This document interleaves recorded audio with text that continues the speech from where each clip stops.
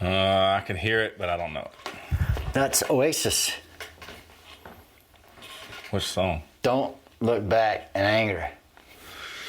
Yeah, I can hear it now. Yeah, I can hear it now. Mm-hmm. It's a good one. All right. Hey, everybody. Welcome back to Great Measures. My name is Richard. This is Judson. Great Measures. Going to introduce you to a new artist, new band today called Mercyful Fate. Never heard of them. How do I describe? Let's do a little bit of reading on Mercyful Fate so I can kind of describe. You can read it to me. They are a Danish heavy metal band. Yeah, they are. From Copenhagen. Danish. Denmark. Formed in 1981 by vocalist, his name is King Diamond. Okay. And guitarist Hank Sherman. Let me give you a little bit of background on King Diamond. King Diamond.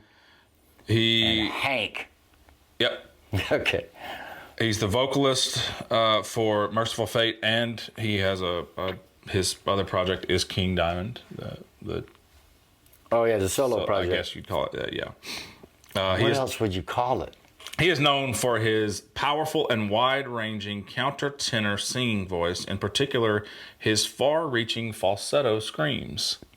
Well, so the kid's got some pipes, is what you're trying to say. Got some pipes. He is the lead vocalist and lyricist for both Mercyful Fate and King Diamond. He also plays keyboards and guitars on studio recordings, but uses live shows to focus solely on his vocal performance. He is renowned for his dark lyrical content and his story concepts. He is also known for his distinctive shock stage persona, in particular his black and white face paint.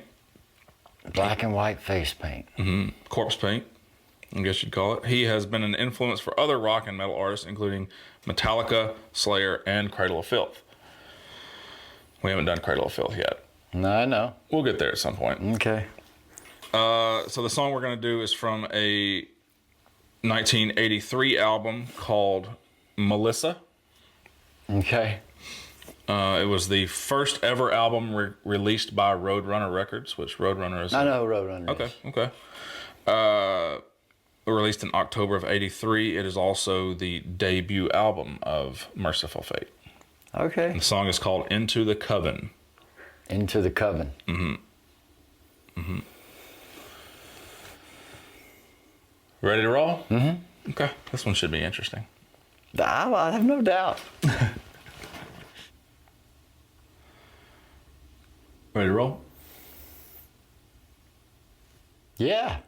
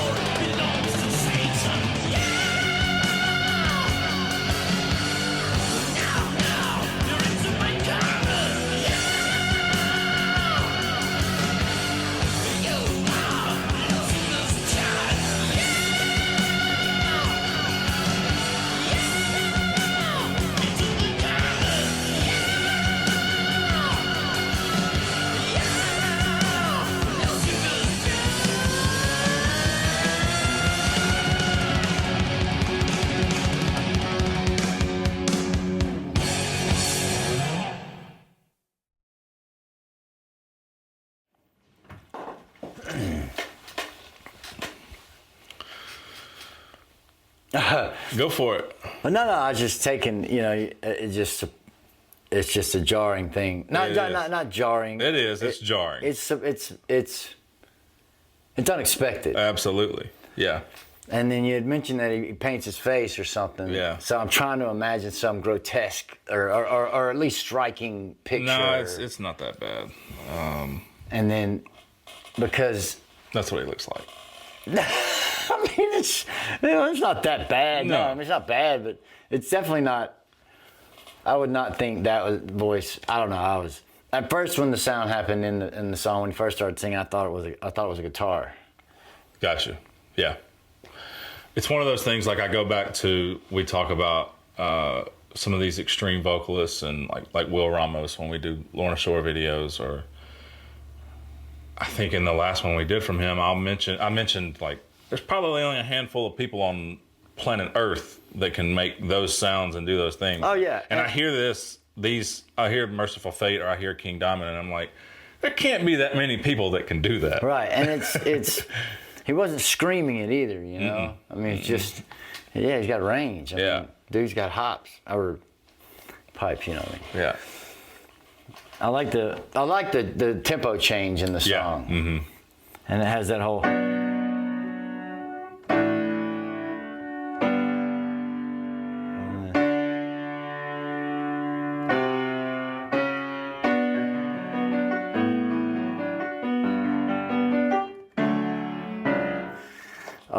But I'll say a little bit.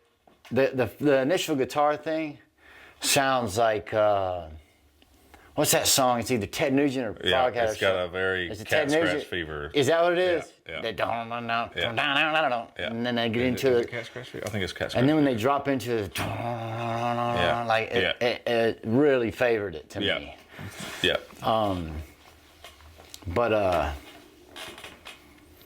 Yeah, I hear it too. It makes me think of that too. So that makes me feel good that you said that. Yeah. Well, I mean, they're closely related in when it came to the time period by which they were released. Close, but I really like the sound. I mean, I guess it's an '83 mix, but I mean, I like the sound of the drums. The guitars are cool. The guitars moved. I don't know. I just didn't know what to expect. Sure. And it was a little more rock and rollish, which my definition in lines for what rock and roll. When I talk about metal is moving, black and white face paint, and he's very dark and satanic, and like that's not what you expect to hear. Right, and I guess it was pretty straightforward. It said something about being Lucifer's child. Yeah, I mean it's there's not much to it. Howl like a wolf, and a witch will open the door. Follow me and meet our high priestess. Come into my coven and become Lucifer's child. Undress until you're naked and put on this white coat. Take this white cross and go to the middle of the ring. So it's just suck the blood from this unholy knife. Say after me, my soul belongs to Satan. I mean, it's very straightforward. Very straightforward. Yeah. Just come over to come over to the satanic side. Yeah. But you hear like his high falsetto, and you think like, is he singing about Satan for real? Yeah. I mean, but again, having no idea really. I mean, I heard the name of the song and listened to some of the lyrics, but those sounds, once they're painted with what the lyrics are about, take on a different sound. We talked about this in the Lorna Shore video, how everybody was saying, or some people were saying in the comments, like, in opera you don't know what they're singing. Well, it's a different language. If I knew the language, I would know. You know what I'm saying? I understand that there's something to be said, and I admitted in that song that I heard the art form in the sound of it, but that it is necessary to know the lyrical content. I mean, it matters. Yeah. Because if King Diamond is singing about daisies, or if he's singing about, I don't know, the Titanic, because I'm thinking about the birth of his child, or something. Yeah. Or induction into a coven, then that sound takes on a different meaning. Absolutely. And it makes you feel differently, and you perceive it differently. So now, I could listen back to the song knowing that it's an invitation to come over to the dark side. or the darker arts, whatever you want to say, and Satan, and his voice is going to be more eerie, you know, because it's definitely jarring. I mean, it calls for attention, you know. Absolutely, yeah. I don't know what else to say. Yeah, I mean, I think a lot of the riffing style of the guitarists, you can hear a lot of that in earlier Metallica and stuff like that. And I want to say they even covered, 99% sure that Metallica covered a Mercyful Fate song on their cover album. Like, very highly influenced by that style. Are they considered metal? Mercyful Fate? Yeah, and a lot of people consider them like the early influencers of black metal, which you can have a debate about that all day. But that would be more lyrical. Yeah. From the satanic, darker point of view, I think that's where that comes in. Mm-hmm. Well, the idea of coming into a coven has been an intriguing thing for thousands of years. You know, I tend to like the idea of. Now, when I say I like the idea, I mean from a viewing and artistic standpoint of come on, you know, come over here, and all of us are doing this. Enter into this thing with us. I mean, that's what Sleep Token's doing with their worship stuff. Yeah. So it's, I mean, the song itself, for what it's specifically promoting with the labels on it is one thing, but then the idea of just come do these things with us. We're all doing this kind of a deal. You know, it's inclusion. Yeah. It's a song about inclusion. There you go. I like it. Is that all you got? Yeah. I'd like to know more about the name Mercyful Fate.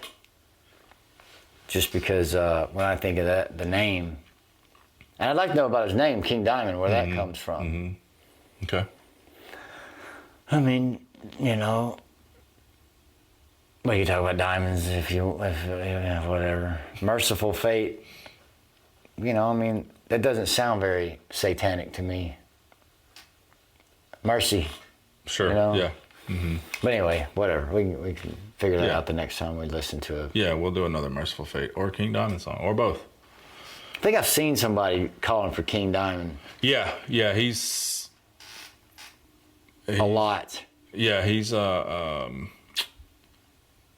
well known in the metal world. The guy who requested the King Diamond song, or King Diamond? Both. All right. Well, thanks for watching, everybody.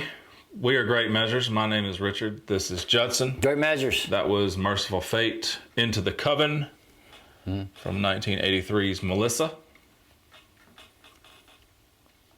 Have a wonderful day, everybody.